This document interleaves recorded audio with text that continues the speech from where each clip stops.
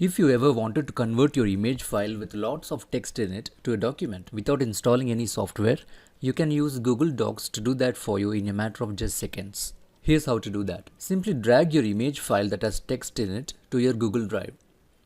Then right-click on your image file and select Open with Google Docs. That's what is going to do the magic of converting your image into text format.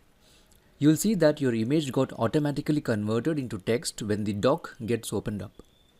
You'll also notice that the image is placed at the beginning of your document, so you can either choose to leave it there or delete it from your document.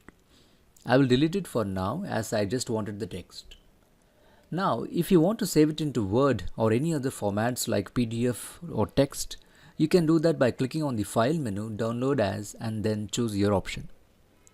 I hope you liked this video. If yes, please click on that like button, subscribe for more tech solutions for your everyday problems, and don't forget to ring that notification bell icon so you will know whenever there is a new tech tip video uploaded. Thanks for watching, and I'll see you again in my next video.